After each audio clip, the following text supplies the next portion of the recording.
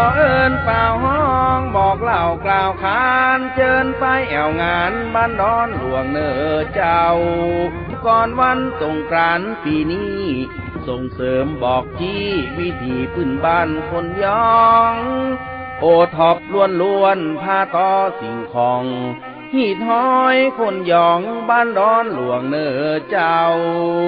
เจิญแอวงานแต่งสีอวดลายผ้าฝ้ายดอนหลวงเนอเจ้าพ่อแม่พี่น้องเจ้าบ้านดอนหลงอำเภอป่าซางขอเชิญทุกท่านมาแอวพอวิธีแห่งผ้าฝ้ายเมืองป่าซางในงานแต่งสีโอดลายผ้าฝ้ายดอนหลงเตอร์11วันที่5ถึงวันที่9เมษายน2556ภายในงานปะกับการแสดงแสงสีเสียงกับพิธีเปิดอย่างยิ่งใหญ่ตระการตาตื่นตาตื่นใจกับการแสดงตีสื่อถึงวิถีวัฒนธรรมของชุมชนเพราะว่าจะเป็นการตีกลองปูจา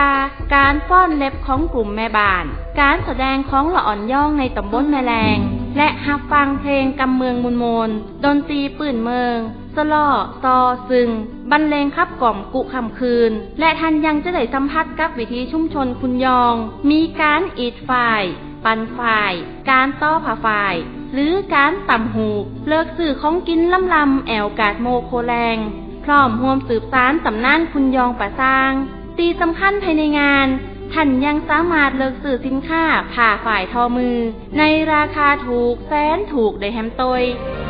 เชิญมาแอวงานผ้าฝ้ายบ่ได้ลืมวันศุกร์ที่5ถึง9เมษายนนี้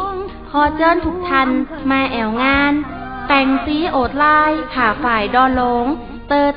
11ใดที่บ้านดอนหลงตำบลแม่แลงอำเภอป่าซางจังหวัดลำพูนเนื้อเจ้าเชิญมาจับจ่ายผ้าฝ้ายดอนหลวงผู้คนทั้งปวงดอนหลวงคนมีน้ำใจพบกันทุกปียินดีต้อนรับช